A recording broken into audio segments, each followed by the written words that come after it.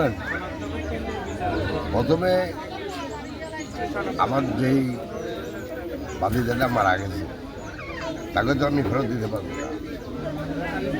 যেটা আমরা করতে পারি সেটা হলো আমরা যারা এই ঘটনা ঘটেছে আমি ওনাদেরকে কথা দিচ্ছি, যাই হোক না হোক এই আসামিকে ধরা হবে এবং তার উপযুক্ত শাস্তি হবে।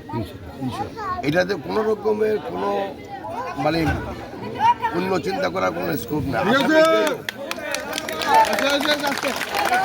2 নাম্বার, আমি আসছি এখানে ওনার পরিবারকে শোক জানানোর জন্য এবং আমি এটাও বলতে চাই যে এখন তো নির্বাচনের আচরণবিধি একটা আছে, নির্বাচন যখন শুরু হবে তখন আমি ওনাদেরকে বলবো না, আমি আবার আসবো এবং যতটুকু সাহায্য সহযোগিতা করা লাগে এই ছোট ছেলেটার জন্য বড় ঠিকমতো হতে পারে সেটা আমার তরফ থেকে ওনারা পাবেন।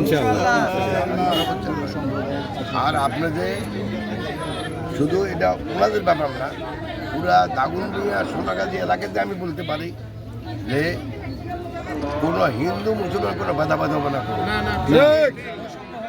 আর লাস্টে যেটা আপনি যেটা বললেন ভারতীয়, মানে এরকম একটা ঘটনা ঘটলে এটা ভারতও এরকম হইতে পারে, আমাদের এখানেও হতে পারে। ভারত কারোর দোষ দিয়ে তো এরকম ঘটনা আমি নিন্দা করি।